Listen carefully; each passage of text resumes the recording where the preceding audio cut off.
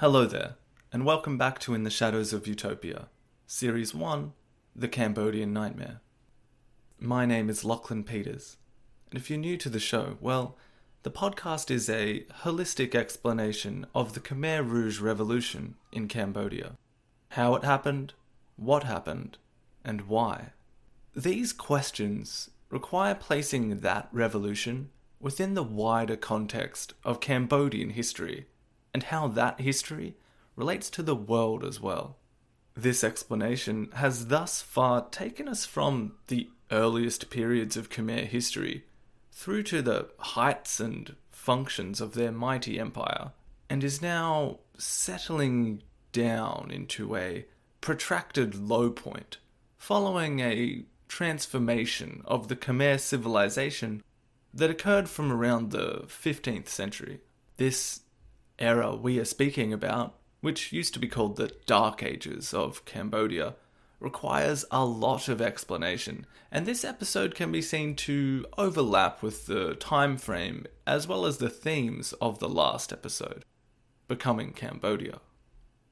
I've always thought of what happened to Cambodia in the 1970s as similar to the formation of a huge storm system. Or if I wanted to be slightly more scientifically accurate with my rudimentary meteorology, a better fit would be, I guess, how a tornado forms. Don't, quote me on this, but if I understand the basics of these storms, they form when cool, dry air systems collide with warm, moist air, and they create an atmospheric tension that will swirl together until it forms an extremely destructive funnel of wind, tornado. So if we take that kind of concept, where it relies on two different processes colliding in the right conditions to create something different, something awful, something deadly, well, the Khmer Rouge Revolution kind of mirrors this, in that we have the warm, moist air pressure system of, the themes and historical context of Cambodian history. For example, the weakened state of the country in the 20th century. And this ends up colliding with the dry, cold air that is the bigger, global historical themes like globalization, colonialism, and then eventually the Cold War and communism. And these two storm systems or pressure systems, they collide in just the right way and in just the right time to come together and end up creating this storm that will utterly destroy millions of lives. Both parts on their own might have caused a storm, but together they led to something else, something more akin to a complete disaster. So far in this podcast, we've mainly been focusing on the warm, tropical part of the storm. Cambodia, its history, its relationship with its neighbours, particularly Vietnam, and that's crucial for how the story progresses. But now we need to turn our attention to the other part of the storm, the cold, dry air coming from over the seas, places like Europe and eventually the United States. This episode will continue our explanation of Cambodia between the Angkor era and modern Cambodia. And in doing so, we're going to introduce the European parts of this story, as Cambodia transitions from a regional superpower in Southeast Asia, one that controlled most of, the land in between, Burma and Vietnam. They're going to transform from that superpower to a minor colonial asset for a country that's on the other side of the planet. So, a brief outline for this episode. Becoming Cambodia Part 2. Well, we're going to talk about Europe and colonialism, what this process looked like, and how Cambodia was first introduced to it back in the 1500s. It isn't the primary focus, but we have to start laying the groundwork here so it won't just come out of nowhere in the next episode. We will be going back over a similar time period that we covered in the last episode, but instead of focusing on just what was happening in Indochina, we're going to look at what Europeans were doing there and what the consequences of European influence in the region will be. By the end of this episode, we will go back and cover how Vietnam was unified after a period of civil war in the late 1700s, and what this meant for the weakened Khmer civilization. And as we do this, we're going to look at how the story becomes set up for the distinct influence of French colonialism in the modern era. We are getting closer and closer to the actual lifespans of the people who will bring the Cambodian nightmare into reality. And it is in this period that we see the settings and influences on their lives falling into place.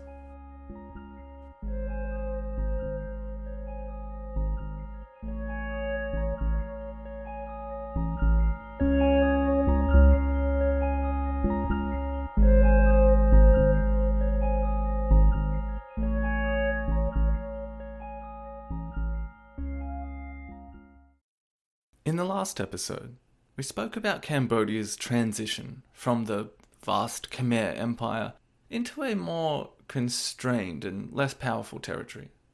We also touched on some of the factors that influenced this transition, moving the capital from Angkor to Phnom Penh due to repeated invasions from Cambodia's new rival in the west, the Kingdom of Siam, or Thailand. And I will interchange those terms throughout the episode, so keep that in mind. Now, these invasions from the west also coincided with an economic change for the Khmer, where a society that had been based more or less completely on rice production and taxation turned toward becoming more of a trade-based kingdom that could take advantage of the Mekong River's connection with the South China Sea, and this shift in focus may have worked out for the Khmer Empire in the long run, if they had managed to keep control of the territories of their kingdom that were required to support this trading state that they had set up. We discussed how a major Thai invasion in 1594 marked a point on the historical map, after which the Khmer kingdom was seriously weakened, where its politics became increasingly influenced by either Siam or the steadily growing proto-Vietnamese states in the east.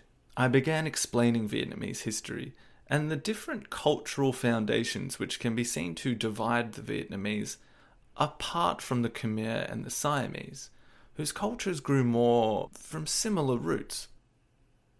So the easiest way of explaining that would be to say that Vietnam was more influenced from Chinese culture, while Siamese and Khmer culture came more or less from Indian cultural foundations. So if I was going to wrap up the last episode, in a nutshell, it would be like Cambodia was very much a big dog, but due to a few different factors, it could no longer maintain this big dog status.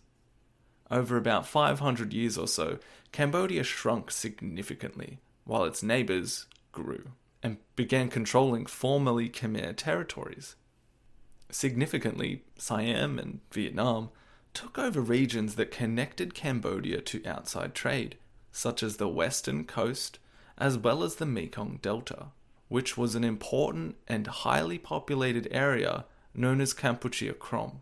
Those of you who have been to the infamous Tuol Sleng prison in Phnom Penh may remember Kampuchea Krom mentioned in some of the rules that the prisoners who were being tortured there had to follow.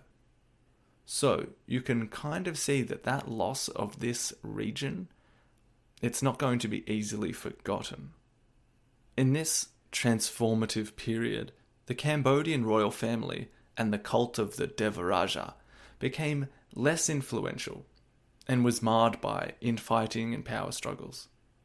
By the 18th and 19th century, Cambodian politics became more or less a game of either playing up to one or the other of these more powerful neighbours, in manoeuvres that were aimed at holding on to vestiges of independence for the once powerful empire.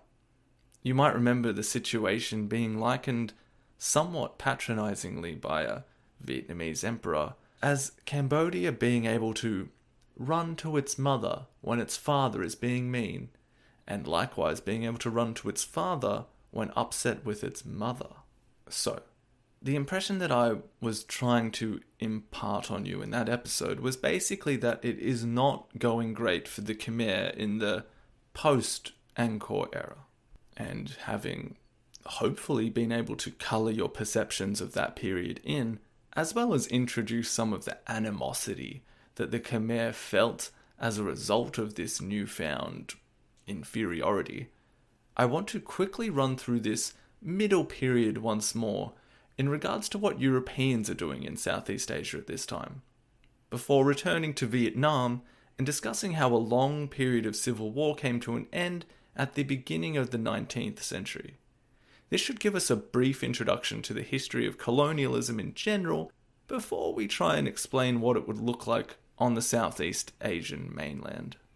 You might remember from the last episode a brief discussion of the short-lived capital of Cambodia, known as Lovek. This city, which was located between the Tonle Sap, remember it's the Great Lake of Cambodia, it was located between the Tonle Sap and Phnom Penh. And it was, by all accounts, a very nice city, while it remained the capital for around 50 years, until it was conquered by the Thai in 1594. The reason I want to go back in time and revisit this city again in this episode is so that we can have a little reintroduction of Europeans into this story from events that transpire within Cambodia. So this city, Lovek or Longvek, became the capital during one of the last periods of Khmer prosperity after the Angkor era. Built by King Ang Chan and maintained less successfully by his successors, the city had a multitude of foreign traders living there. There were all these kinds of separate quarters within the city. So you'd have the Dutch quarter or the Chinese quarter, and they would trade amongst themselves and with each other. Among them were a couple of adventurers, one from Spain and one from Portugal. They were named Blas Ruiz de Hernan Gonzalez and Diogo Veloso. Now, I'm not sure about what you guys think, but when you throw out a word like adventure or adventurers in a modern context, I feel like most people are going to be thinking about fictional characters. Like for me, a classic adventurer is the hero from the Legend of Zelda series, Link. This virtuous young boy is usually tasked with going on a grand journey of discovery, while also saving a princess, defeating a monstrous villain along the way. Now, apart from a few holidays, or maybe an unexpected turn on a long walk, no one really says, yeah, I went on an adventure anymore.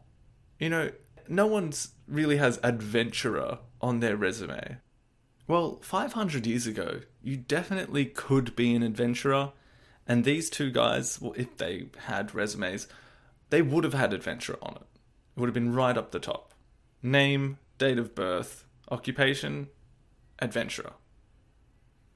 And they really were doing things that stack up against fictional adventures. Unfortunately, though, I mean, these guys, I don't know, they weren't heroes as well as being adventurers. So what I'm going to do is just gloss over the story of Blas Ruiz and Veloso, just to give you an impression of some European attitudes during this so-called Age of Discovery. Because soon enough, that Age of Discovery will turn into the Age of Imperialism. But certain themes will remain consistent whether it's 1600 or 1900. Themes that will help us to understand how the modern world will be shaped in large part by European conquest. So we did touch on this in the last episode, but around the 15th century, we start seeing powerful empires spread out from Europe and around the globe for the first time in history, really.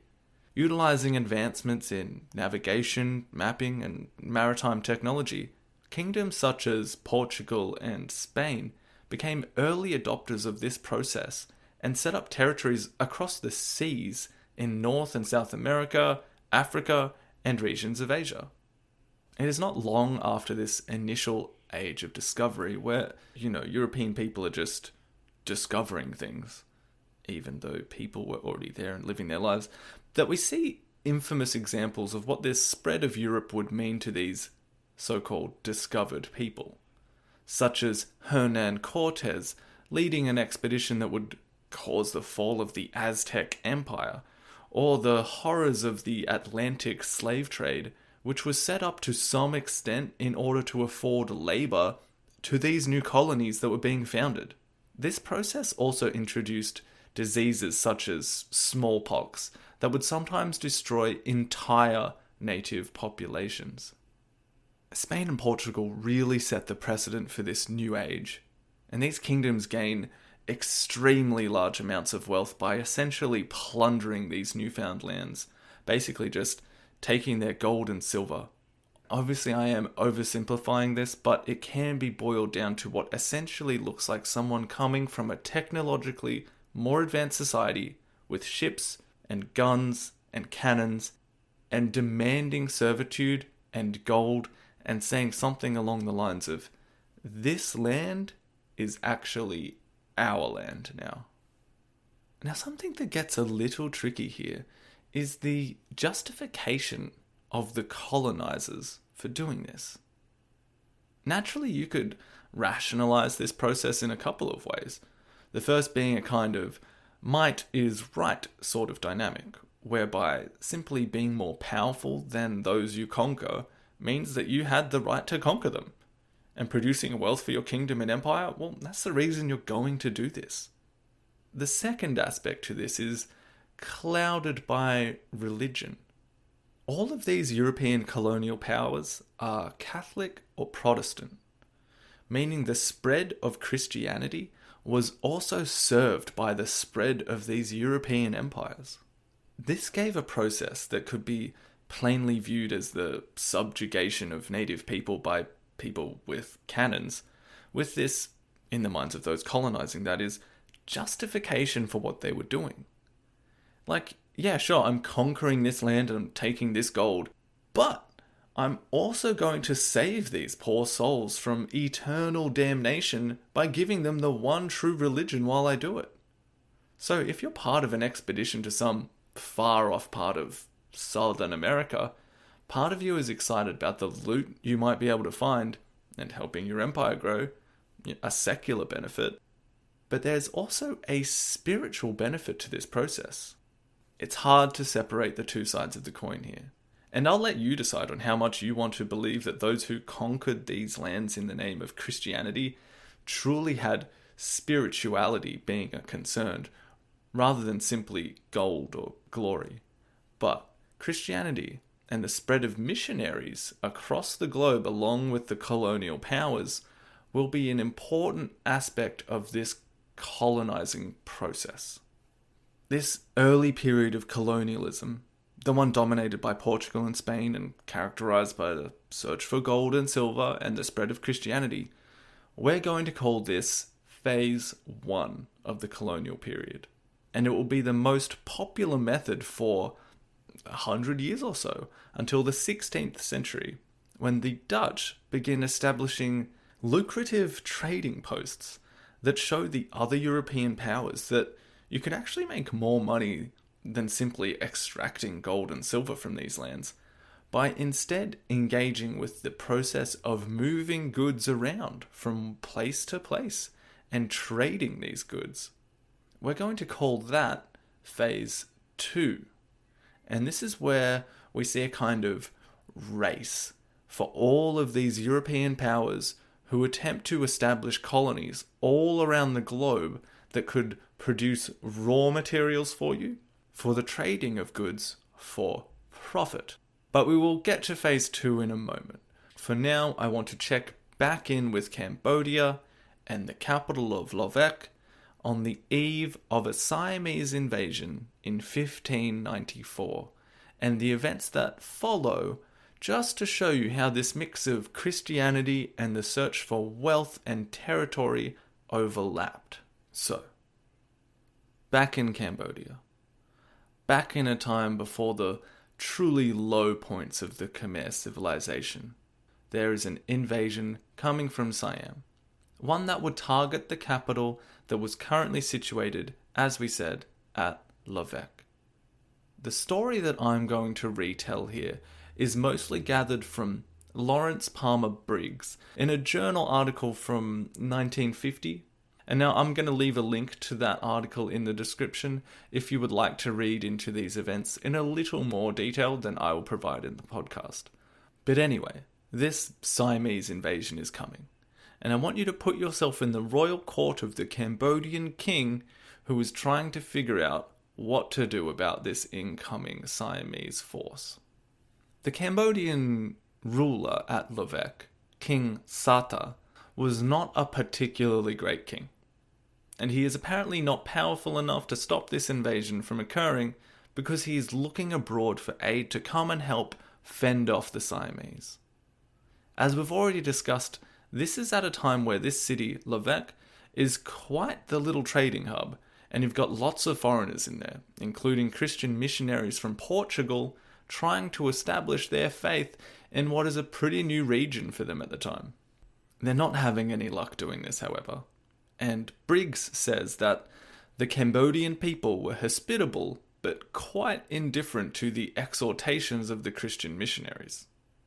He says that the Khmer were extremely satisfied being Buddhist, and that the only converts these missionaries had managed were actually from the Japanese and Chinese traders who were also living in Lovek. So you could say that the Khmer were a spiritually tough nut to crack. Anyway, King Sata was quite fond of foreigners, and at his royal court there were many who could just sort of join in and have their say to the king about certain affairs and whatnot. One who had particular favour of the king was a Portuguese named Diogo Veloso. He had been living in Cambodia for almost a decade. He'd even married a relative of the king, so he's fairly ingratiated in the community. Another foreigner who had recently arrived in Cambodia and at Lovek was a young Spaniard named Blas Ruiz. It is in this period, before the Siamese invasion, that King Sata looked to these foreigners here and he says, okay, I need help fending off this invasion. Maybe I can reach out to one of the newly arrived European powers in the region for help. The Spanish are now in the Philippines, that's not too far away. Maybe I can ask them for help. What I'll do, I'll send my buddy Diogo Veloso, who's been here for ages and, he's married a relative of mine. I know him pretty well.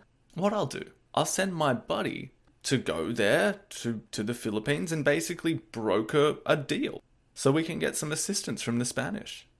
So King Sata, he sends Veloso out with a small team on a ship to Manila, and he keeps the newly arrived foreigner, Blas Ruiz, the Spaniard. He keeps him close, he keeps him in the court, because, according to Briggs, one look at the stalwart form of Blas Ruiz convinced the faint-hearted king that he wanted him near during the impending trouble with Siam.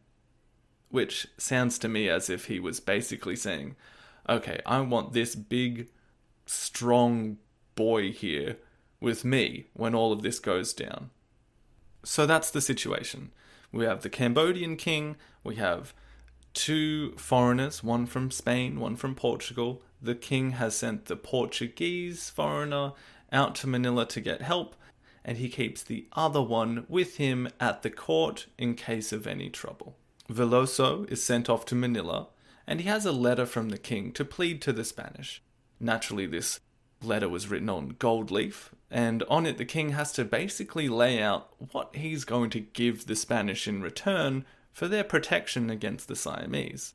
Included in this letter is the promise that the king would convert to Christianity, which is a pretty big part of this deal. So Veloso gets to Manila and gives the letter to the Spanish Governor-General there, a man named Dasmariñas. So if we imagine them coming into his office with this deal on gold leaf, well, they come at a slightly inopportune time, because Das Marinas, he was actually just about to go out on his own expedition. He needs to subdue some troublesome natives on some of his islands, but he has time to read the deal. He likes what the deal seems to be promising from King Sata in Cambodia, and he agrees to help. First, he'll have some words with Siam, warn them off. And if that doesn't work, he will provide armed resistance. To seal the deal, he sends back a nice horse and some other presents to the Cambodian king, which was the style at the time. Veloso says something like, "That's great, we're going to stay here in Manila until you get back from your errands, and then we'll go help my buddy King Sata."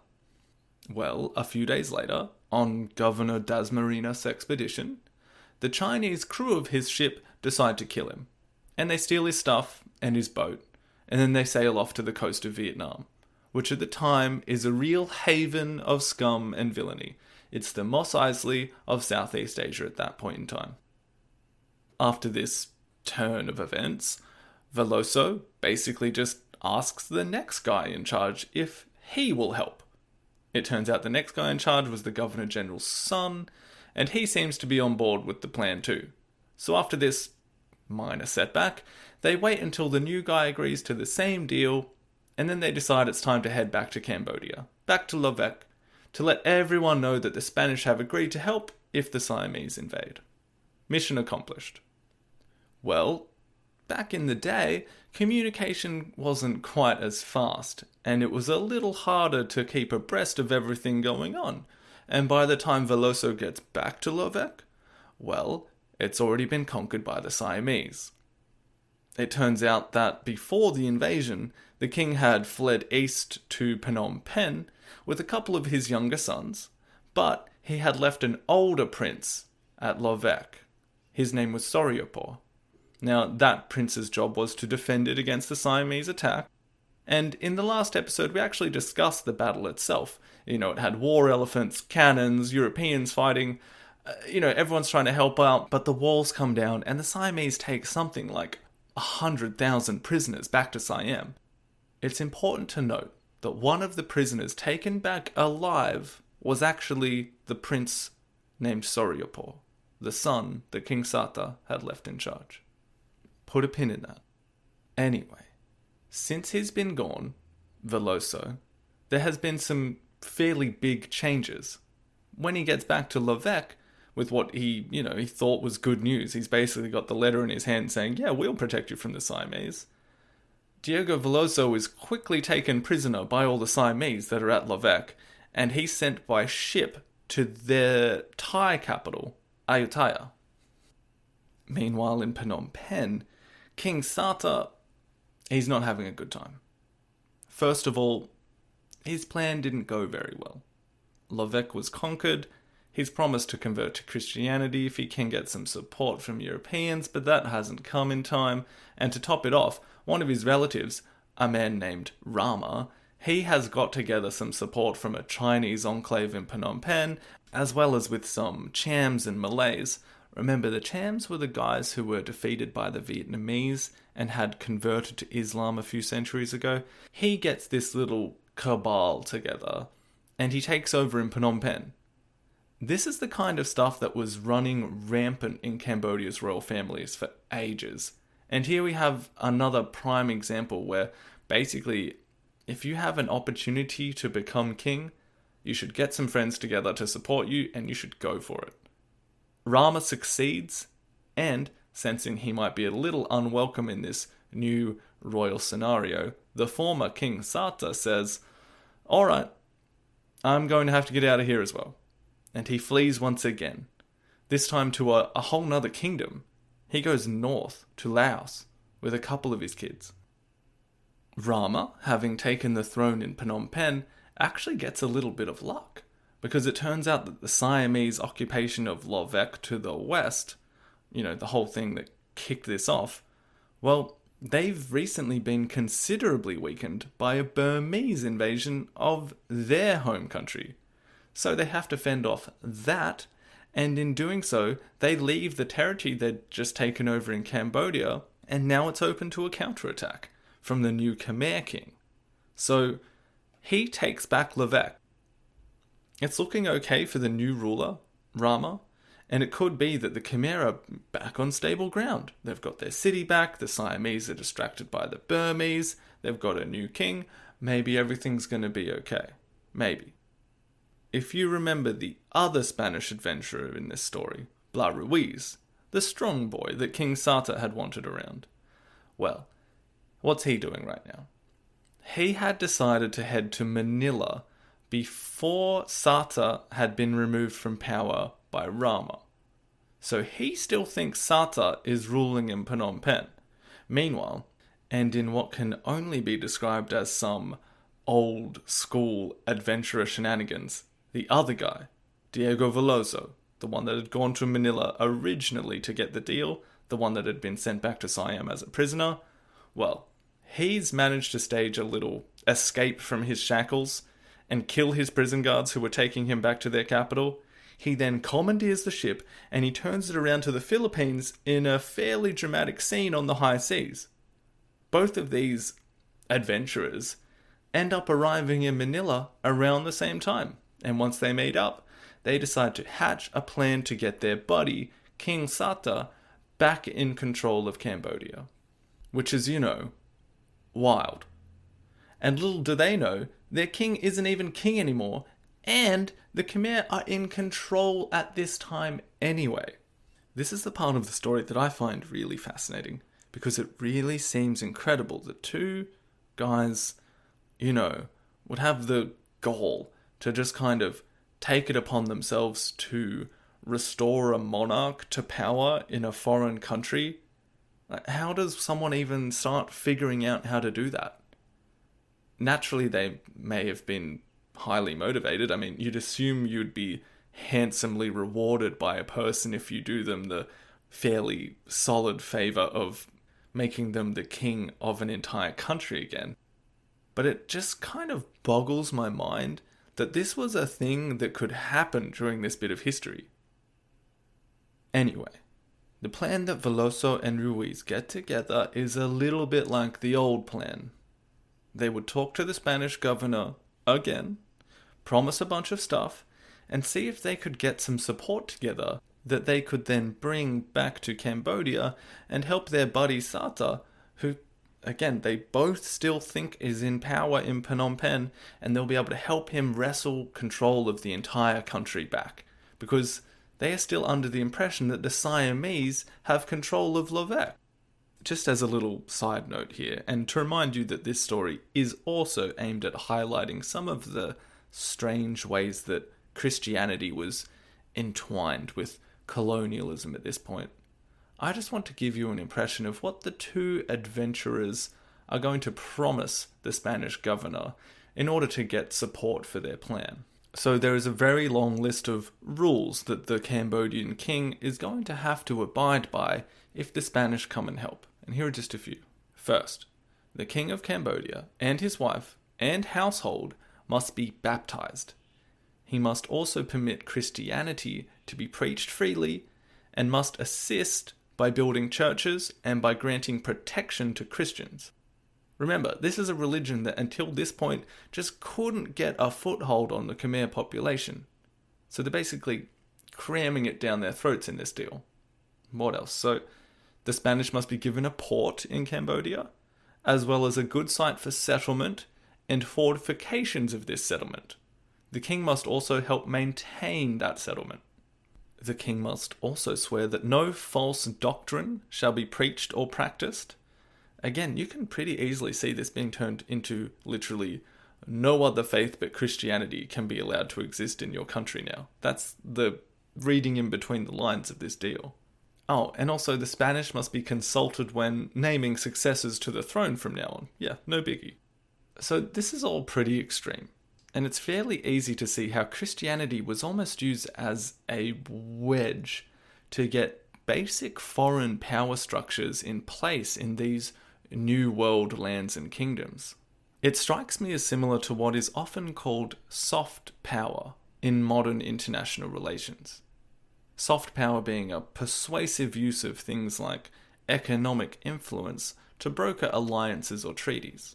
So instead of a country using hard power and just invading another country and making them do what you want at gunpoint, you might set up some kind of economic deal between two nations, which may have the same intended outcomes of that country doing what you want, but with money rather than with guns. So in this sense, you could see the Spanish are setting up a religious deal with Cambodia rather than simply an economic one. Anyway, back in Manila, Diego Veloso is also in the governor's ear. He's telling him wonderful tales about how fertile the soil is in Cambodia and how it has all these rich mines of gold and silver. It doesn't, by the way. And about how much wealth could be gained from getting control of this region, not to mention all of the glory that would also come his way by converting the Cambodian king and his subjects to Christianity. It's a win-win, right? Okay, so having convinced the people they needed to convince, Veloso and Ruiz are given a battle-ready ship and 130 soldiers. They set sail back to Cambodia and head toward Phnom Penh along the Mekong River. When they get there, the first thing they notice is that King Sata is long gone, and they're told that he had actually fled to Laos. The king that had replaced him, Rama, he gets word that the foreigners are in Phnom Penh, and he gets a message back to them saying, "It's all good, don't worry, I'm going to come to Phnom Penh and I'm going to explain to you what's happened, just wait there." Upon hearing this, however, well, our little group of would-be kingmakers, they're upset and a little bit suspicious of what might happen next. So, what do they decide to do? Well, like their hero, Hernan Cortes, they decide to take action. Under the pretext that their lives must be in danger, they decide to travel from Phnom Penh to the royal palace that Rama is staying in. They bring 38 men, and naturally one of them is a priest, Father Aduate, who gives them spiritual consolation for what they're going to do, and who will be able to give them confession once they do it, so no problems there. What this group is going to do is stage an assassination in the royal palace during the night. They travel to the palace, and at 2 a.m. they creep in and slaughter everyone. Guards, workers, and eventually King Rama himself. They manage to get this done and escape back to their ship in Phnom Penh without losing a single man. This is like a scene from a movie, and it sounds as exciting as it is awful. Anyway, at this point, the party splits up. Ruiz and Veloso, they decide they're going to go find their friend, King Sata, in Laos. The rest of them, they head back to the Philippines. Now, Veloso and Ruiz, in classic adventurer style, the place they need to get to, the kingdom that would become Laos, well, that's a place that literally no European has ever set foot in. But they decide they will head there and get their friend and bring him back to Cambodia because they've paved the way for him to have the throne again. They arrive in the capital of Laos, Vientiane, in the summer of 1596. Remember, this is 2 years since Lovec had originally been sacked by the Siamese. Their arrival is just what you think it might be. They are met with a procession showing off the city's immense wealth, with elephants, gold, jewels, silks, flowers, exotic snakes, and of course beautiful women, culminating with a great feast. A feast at which they learn something very important has happened. So at this point, in our story, I would be almost tempted to call this a comedy of errors if it wasn't so full of bloodshed and chauvinism. But you'll never guess who got sick and died upon his arrival in Laos almost 2 years earlier. Old King Sata, as well as one of the sons he had brought with him. So, Veloso and Ruiz, having done all this, all these crazy things, they've even killed a king and travelled to Laos, a place no one's even ever been before. They've done all this just to find out their potential benefactor has been dead the whole time. But they weren't about to give up yet. Luckily, for them I guess, King Starta had brought 2 of his sons with him to Laos, and one of them was still alive, Prince Baroma Raka. Undeterred, Veloso and Ruiz bring back this prince to Phnom Penh, and they get him to take the throne. Once they get back, it is then that these 2 adventurers finally get what they wanted. After putting Baroma Raka on the throne, they get large provinces to control, high positions in the royal court, and naturally a number of princesses. It's the 16th century European adventurer's dream come true. That is, until the weak and disorganized prince they put on the throne is murdered in an act of revenge by a group of Cham and Malay mercenaries working for the son of King Rama, the usurper who had been killed in that surprise attack by our pair of adventurers. Ruiz and Veloso rushed to help him, but they also met the same bloody fate as the prince. The reason I'm telling you this little story, which by the way ends with the Siamese just coming back a few years later and basically taking over all of Cambodia by putting that prince they had captured in the original sacking of Levesque, Prince Soryapoor, they come back in, defeat the new Khmer king, and put this prince, who is now firmly pro-Siamese after being imprisoned there for about 5 years, he gets installed, and after this weird little 4 or 5 year interlude from 1594, remember that's when they first lost Levesque, the Khmer story basically then follows what we have already explained in the last episode. So, basically, nothing came of this attempt by Spain via 2 men to colonize Cambodia at the end of the 16th century, except of course some needless bloodshed. But the reason I'm going back to tell you this story of Veloso and Ruiz is because, well, firstly, I wanted a way to introduce colonialism into this podcast with a story about Cambodia rather than Vietnam. And I had actually wanted to talk about this in the last episode, but thought it would be better holding off, just so we've established our idea of pre-19th century Southeast Asia firmly with Southeast Asian countries in history, rather than trying to introduce, a whole nother continent into the story at that early point. That's kind of the practical idea about telling you this story now. But also because it does a very good job of showing a few of the themes that come out of this period of history. Namely that Europeans were in a sense kind of doing what they wanted during this time, but that they would also try to justify this spread of their power, killing innocent people, and taking over entire parts of the world through their religious doctrines. So with that brief kind of introduction to how colonialism looked in the 16th century, I want to leave Cambodia for a while and turn our attention back to Vietnam and events that transpired around 200 years later. Events that will introduce a new European power into this story in a century that will have long-lasting impacts upon world history. And to do that, we will pick up this story far away from Southeast Asia, in 18th century France.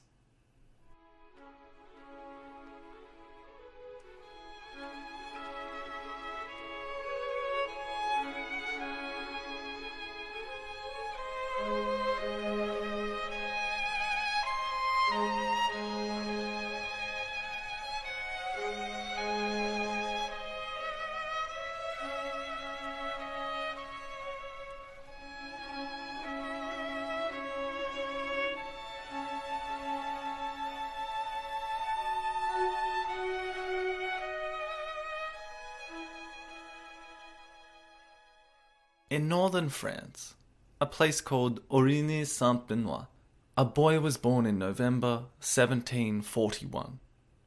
Pierre Joseph Jorge Pina, commonly known as Pierre De Behaine, who would eventually be known as Bac Da Loc Binu, a name that reflects some of the story that he would go down in history for. A fairly remarkable story that begins in an average French village and would end in Saigon, and one that would influence the shape of history with potentially far-reaching consequences for the area of the world that would be for a time known as French Indochina. I'm hoping that by retelling Pierre De Behaine's story, we will be able to explain a few things as our story progresses from the 18th century into the 19th. We will get a better handle on Vietnamese history in the era, which will be very much involved in Cambodian politics through this time period. By telling this story through the life of Pierre De Behaine, we will also get an introduction into this story for France, who will come to dominate the picture in subsequent episodes of this podcast. We will start in France, end up in Vietnam, but then hopefully have our bearings when we eventually explain how France comes back into this story toward the end of the episode. So what's going on in France around 1741 when Pierre is born? Well, kind of a lot. Historians call this the early modern period in France, and this is an era after the French Renaissance, and it coincides with an age of philosophy and enlightenment in Europe. At the time, Louis XV was the King of France, having taken the throne once his father, Louis XIV, also called Louis the Great, or the Sun King, had died. Fairly big boots to fill when your dad was the Sun King, basically one of the most powerful rulers in European history. Louis XIV had done a lot to concentrate and centralize all facets of his rule, which led to France becoming a dominant force in Europe. French kings ruled by divine right, and he was accountable only to God, not to the people. This was a period where there was a huge divide between the rich and the poor, and less than 2% of the population was made up of a privileged elite, the nobility.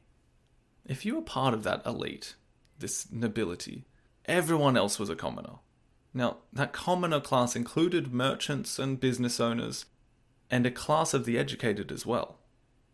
The divide here, in this age of growing reason and philosophy, will not go unnoticed. Nor will the divine right of a king be something that will be taken for granted in the years to follow either. The mid-1700s are a complex time, and there is a growing dissatisfaction within some quarters that will eventually ferment into a little-known event called the French Revolution. But for now, let's just return to the north of France and follow along the story of Pierre De Behaine as he grows up. Pierre was not born into the nobility, but his family owned a relatively small estate and a successful tannery. Pierre will train as a missionary, and at the age of 24, it's decided he will be sent abroad by the Paris Foreign Mission Society. This Catholic institution was set up with the goal of sending missionaries to all of the new regions and countries that have opened up since those early periods of colonization began, as we discussed previously. In 1765, in a place called Lorient, Pierre is chosen as one of the missionaries to send to one of these far-off regions. He's headed to southern Vietnam, or what is known to the French as Cochin China. It would take him 2 years to arrive at the small coastal town of Ha Tien, which had been set up by missionaries from Siam who had been displaced by a Burmese invasion. Working as head of the seminary of the Holy Angels, he encountered some hardships. He was even jailed for a few months, but ignored his family's requests to come home. A year later, after he was released from jail, his seminary is attacked by pirates, who kill many of his students and burn down the school. Pierre and the survivors escape and make their way to a place known as Virampatnam, on the southern tip of India, in one of the few remaining areas of India that France controlled after Britain had cemented their own control over the territory. By 1769, France was in what is known as its first colonial empire phase. In the early 1600s, they had formed colonies in North America, setting up posts in what is now Canada, before claiming areas further south near the Mississippi by the end of the 17th century. From here, they spread their influence into the West Indies, and into places like Haiti, where they relied on slavery to produce crops like sugarcane. They had also set up trading posts as far away as Africa, in areas on the west like Senegal. France had actually been a little late to this party. The Spanish, the Portuguese, they'd gotten rich from milking South America of gold and silver in that first phase of colonization we talked about earlier, and it was followed by what we also touched on, that Dutch system of setting up trading networks.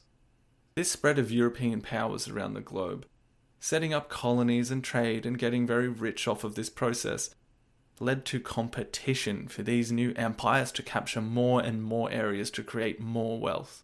However, as this became more competitive and more powers were involved in this race, they eventually begin rubbing up against each other, and this in turn led to armed conflict between these powers.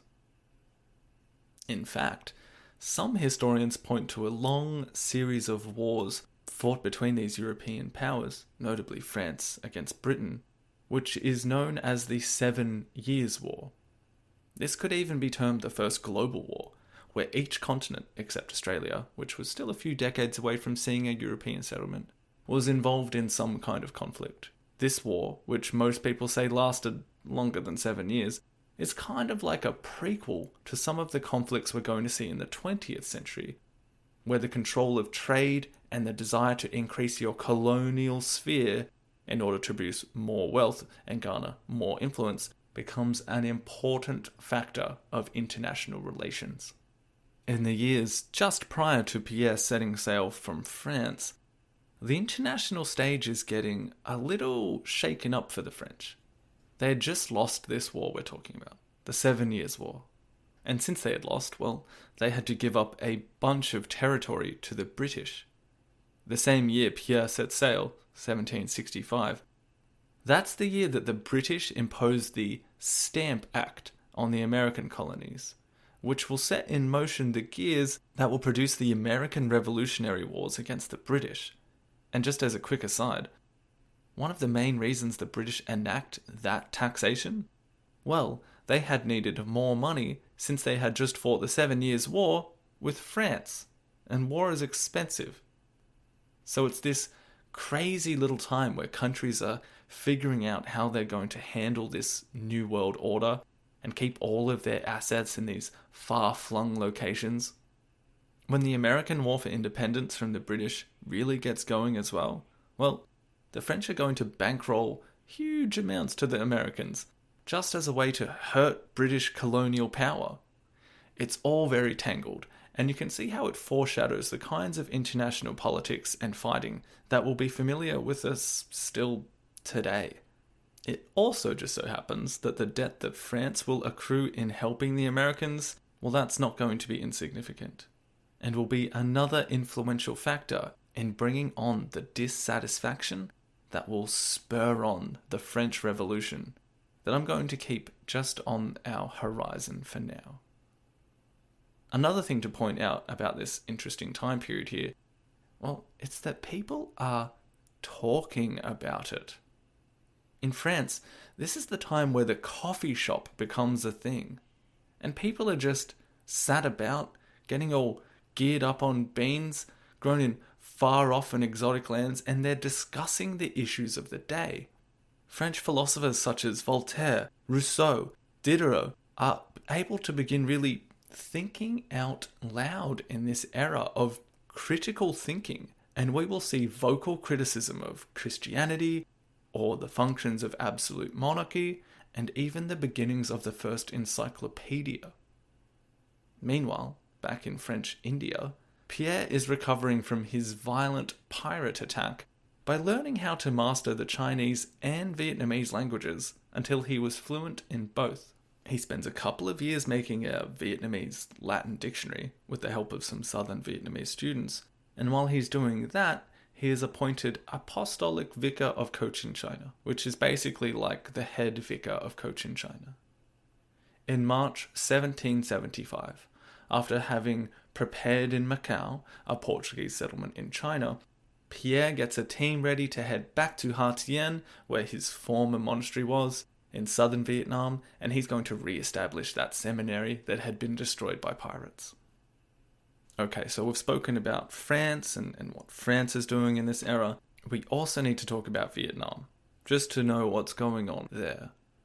You may recall from the last episode that once the Vietnamese march to the south had claimed Champa, and then after that the bottom rump of Khmer territory in the Mekong Delta, remember we're calling that Kampuchea Krom, there was this period where they had claimed all of this territory, stretching down from China down to Cambodia.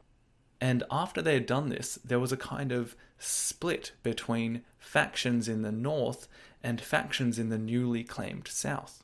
During this period in the 18th century, Vietnam was nominally under the rule of the officially revered, but in reality politically powerless, Le dynasty. The actual power was in those northern and southern feudal families, the Trinh lords in the north, ruling from Hanoi, and the Nguyen lords in the south, who ruled from their capital in Hue. There were periods of fighting and periods of relative peace between the north and the south, and general war between the two feudal families had stopped for many decades at this point. The situation didn't stay like that, however, and this was due in part because the Nguyen lords in the south would continually invade Khmer territory, even to the extent of fighting wars through Cambodia aimed at the Siamese.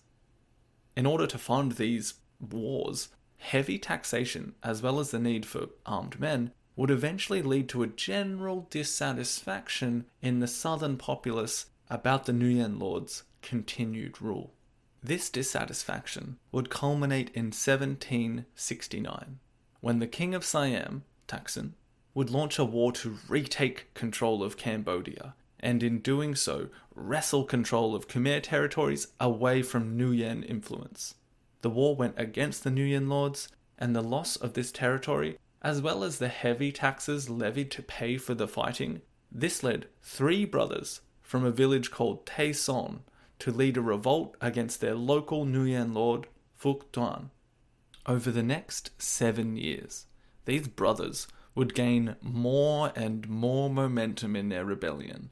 They styled themselves as champions of the people and gained enough support to seriously contend that they might defeat both the Nguyen lords in the south and then go on to claim the north from the Trinh lords and unite Vietnam and remove corrupt officials and end the oppression of the people. The 3 brothers will eventually command a strong army and will refashion this army as the Tay Son Rebellion and lead a massive attack against the Nguyen lords' capital of Hue, forcing the family there to flee to Saigon.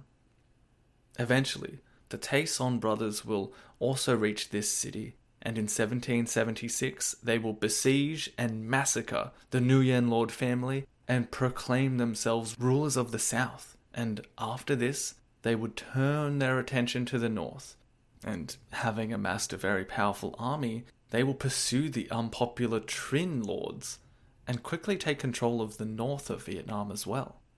The thing is though, they had failed to kill all of the Nguyen lords in the south.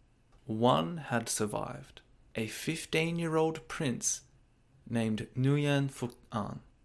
He managed to escape the siege and the slaughter and travel southeast to the coast to a town named Ha Tien, and it is there that the prince who was being pursued by the Tay Son brothers will be sheltered and fed by a French Catholic priest named Pierre.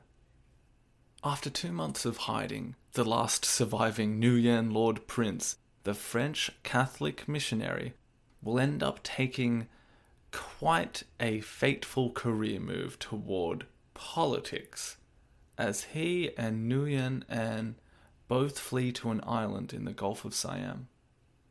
This is quite the pivot for the missionary. For the next 22 years, the heir to the Nguyen Lord throne will be accompanied by Pierre as he attempts to reclaim southern Vietnam, and eventually the entirety of the country. Pierre goes from writing essays about Catholic doctrine to smuggling grenades to a pro-southern Vietnamese revolt in Cambodia that seeks to dethrone a pro-Siamese king there. In 1787, Pierre even heads to the court of the last king of the French monarchy, Louis XVI, and tries to get assistance in helping Nguyen An to the throne. Similar to what Diego Veloso had done in Manila. Except France and the French court is in an extremely poor financial position at this time. Like, this is just before the French Revolution begins. On this diplomatic mission, he even brings the 7-year-old son of Nguyen An to Versailles, and the boy causes quite a stir. He even leads one of the most famous hairdressers of the time, Leonard, to create a hairstyle in his honor called, and I'm not going to try and say it in French because it's too hard, but in English it's the Prince from Cochin China. The young prince, he's also spending time playing with the Dauphin of France, who was around the same age as him. By November, the missionary turned solicitor of wars pestering of the French court would finally prove effective, and the Treaty of Versailles is concluded between France and Cochin China in Nguyen An's name. 4 frigates and more than 1,500 French soldiers were promised in the treaty, and in return, France would get exclusive trading rights, some islands off the coast, as well as a port in Da Nang. The document was signed by Pierre, and it is interesting to note that he signs it with the title Pierre De Behaine, like Pierre of Behaine, which is kind of a way of making it sound like you are of the nobility. But this was just kind of a trick that many people were trying in this period in France, and it was kind of seen as a bit tacky. But it certainly signals the kind of space the former missionary was now playing in, rather than his slightly less glamorous days preaching in Ha Tien and being chased around by pirates. So, once the deal is signed, Pierre thinks he has what he needs here. Except he doesn't. Basically, the French king isn't totally convinced by this whole thing. Not to mention being totally broke. So he tells the governor of French India, a guy named Thomas Conway, a man with his own very interesting story, worth looking into if you have the time. Louis XVI tells this guy, Conway, he basically says, look, I don't know about this whole Cochin China thing. I basically signed the treaty to get these guys out of my house. They're heading to you now. I'm going to leave it up to you whether this is a good idea. And basically, you can decide to do it or not, whatever you think, Conway. So when the governor of French India receives this party, he deigns not to really help out. He sends them on their way to Vietnam with just 1,000 muskets and thinks that's about enough. From here, well, Pignau is forced to basically do it himself. He raises money from French merchants in the region and enlists French volunteers and mercenaries. He gets a couple of ships together and he sets off for Vietnam in 1789. There, this group of military advisors is able to modernize the southern Vietnamese army, its navy, and fortifications. Modern uses of artillery, European infantry methods, these are all implemented, and over the next 4 years, these technologies and techniques are used to start winning the war for the Nguyen prince. From 1794 onwards, the missionary turned diplomat is now fully engaged in these battles. He even organizes the defense of a citadel in Saigon after it had been overrun by the enemy. Once Nguyen An had taken over the south of Vietnam, he would spend years gradually consolidating power northward. After he had built this modern navy with the help of his French officers, of which up to maybe 200 or 400 French soldiers will also be in these armed forces, in his army. Basically, this modern army will take advantage of various weaknesses, and over about 10 years, they will one by one defeat those Tay Son brothers who had taken control of the regions of Vietnam. After almost 10 years of fighting with the prince in Vietnam, Pierre De Behaine would not even survive to see the prince he had helped back into Vietnam end up on the throne. He will die at the port of Quy Nhon from dysentery. He's buried in Saigon with full military honours, in the presence of the crown prince, 12,000 royal bodyguards, and 40,000 mourners. Not long after this funeral, the son of Nguyen An, remember the young prince that had accompanied De Behaine to France, he would also die of illness. And this is an important moment because the case could be made that the priest had paid special attention in trying to persuade and convert the young prince to Catholicism. Apparently this wasn't too far from being accomplished either, as the prince would draw crosses on statues of Buddha and even refuse to kneel at the altar of his ancestors. In some accounts, he desperately wanted to be baptized, but Pierre had thought it would basically upset everyone too much, especially his father. I'm going to return to this point in a moment, but let's just plant a flag there for now because the implications of what the priest had perhaps been trying to do all along, which could be seen as trying to set up the next emperor of Vietnam as a Catholic, therefore opening up the country to Catholic influence, well, that's going to have some interesting consequences. But for now, let's finish up with Nguyen An's quest to unify Vietnam. So, in 1801, the prince would be able to retake the former Nguyen Lord capital of southern Vietnam, Hue. And after this, he felt he was in a strong enough position going forward to proclaim himself emperor in the former capital and decide to rule under the name Emperor Gia Long, which was symbolic, a little bit of language that symbolizes the merging of North and South. He would go on to capture the last Tay Son stronghold in the northern capital of Hanoi in 1802, and in doing so would reunite Vietnam after about a century of civil war and strife. He controlled territory all the way from China down into the Gulf of Siam, and because the French had not honoured the treaty they had signed back in Versailles, he was not required to cede any territory to the European power. However, several of the Frenchmen who had assisted the prince would remain in high positions in the new emperor's court, and although Gia Long was quite strident in his Confucian orthodoxy, he did have a tolerance of Catholicism in the newly united Vietnam. So the situation in 1802 looked very good for Gia Long. He had consolidated power over the entirety of Vietnam and was now in possession of a technically and tactically advanced navy and armed military. As we said earlier, he did impose a fairly strict Confucian orthodoxy over his new country, but he felt obliged to show some deference to those French who had helped him gain power, so Catholic missionaries were tolerated, but not fully supported. Now that his rule was undisputed in Vietnam, and the strength of a unified Vietnam was growing, I want to turn our attention to the political situation in Cambodia during this era, because over the next 40 years or so, Vietnam will practically take complete control over Cambodia in a manner that will differ from the Siamese style of running Cambodia. And this will begin to set up the next chapter of this story, when the French arrive in about 50 years, with the intention to fully colonize the region.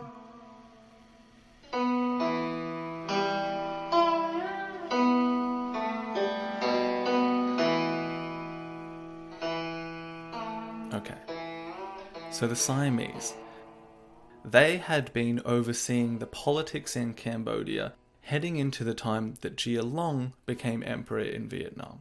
They had installed a king named Eng on the throne in 1794. Up until that point, Cambodia was sort of without a genuine ruler, which reflects the aimlessness of the politics in that country during this period. The Thai had even given a warlord known as Bayan a few districts of Khmer territory. It's actually the ones containing Angkor, to reward him for some of the fighting he had done against the Tay Son brothers, who had also come into Cambodia for a while and fought with the Siamese. So just to go over that again, the Thai installed a pro-Thai leader in Cambodia in 1794, but at the same time, they gave some territory, which really wasn't theirs to give, to another warlord who governed this area in between Siam and Cambodia. As you can probably imagine, a foreign power literally giving away some of your most treasured land and landmarks to some guy as a present would not really enamor that native population to you. And it's during this period that the pendulum of Cambodian politics that seems to always be going from one side of Indochina to the other is swung in motion once again toward the Vietnamese side. Because the Khmer, well, they're pretty salty toward the Thai for giving away this piece of land to someone who's not even the ruler of their country. So you've got Eng ruling Cambodia, whose disposition is towards Siam. And you've got a kind of independent area between the two countries that isn't really ruled by Siam or the Khmer. This isn't hugely important for now, but it will be a bit later, so just put a pin in that for me, please. Now, just after Gia Long becomes emperor in Vietnam, the Khmer king set up by Thailand, Eng, he dies. And his throne is taken by his son, Prince Chan, who follows in the time-honored tradition of switching allegiance from Siam to Vietnam and turns toward the now unified Vietnamese state under Gia Long, and he looks for protection and offers tributes to the new emperor. To really seal the deal, Prince Chan ignores the funeral of the Siamese king, and when a couple of members of his royal court show signs of being pro-Thai, well, he has them killed. I'm going to give you a brief rundown of what happens next, but in the next episode, when we discuss Vietnam's control over Cambodia and the coming of the French, we will revisit this period. So if you're not completely on top of it now, don't worry. However, that being said, let's just finish up this episode with how Cambodia does fall into the sphere of Vietnamese influence. So, like I said, Prince Chan, he's looking towards Vietnam now for help, rather than Thailand. And this actually leads to a brief war between Cambodia and Siam. And what does Prince Chan do? He calls on the Vietnamese for help. They come to his aid, but this reliance on Vietnam will now put Cambodia into more and more of a political dependency on their eastern neighbor.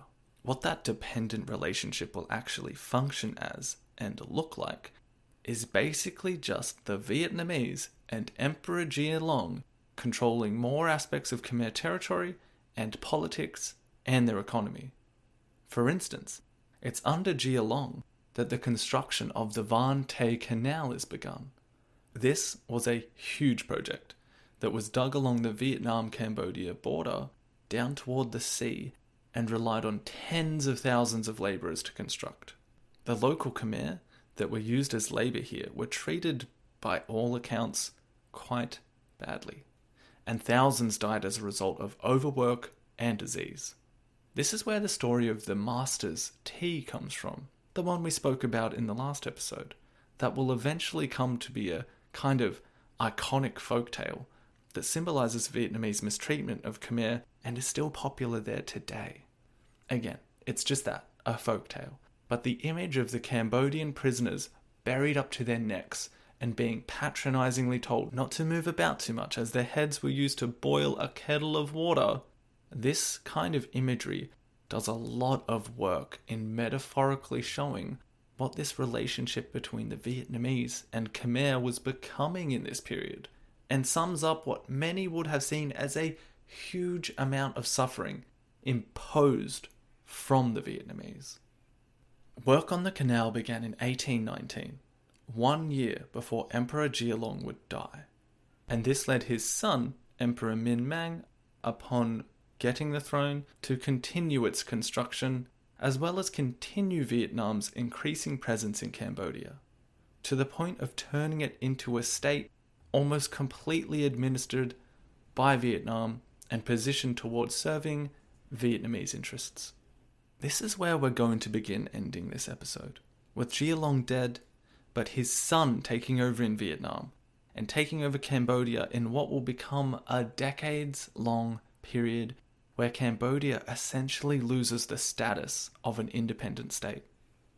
And it is now that I want to briefly return to the story of the young son of the prince, the one who had travelled to Versailles with Pierre De Behaine and became enamored toward Catholicism.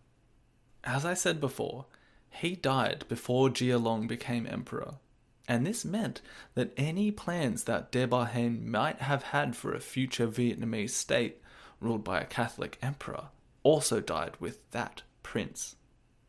Ironically, Minh Mang, the son who did end up becoming emperor, was staunchly anti-Catholic and would not be constrained by a relationship with the French or with any French priests that might have produced the reluctancy his father had when it came to outlawing what he thought was an insidious and dangerous foreign influence. This decision will also have the effect of drawing a new France, one that has risen once more after the French Revolution. This new France will not see this mistreatment of Catholics in Vietnam as acceptable, and this will lead to a war between France and Vietnam, and that's a war that could only end one way. As we leave this story for now, in the 1820s, having learned of 2 failed attempts by Europeans to colonize this region, whether by force or through more subtle spiritual means, we are arriving close to the world order that will bring in the 20th century.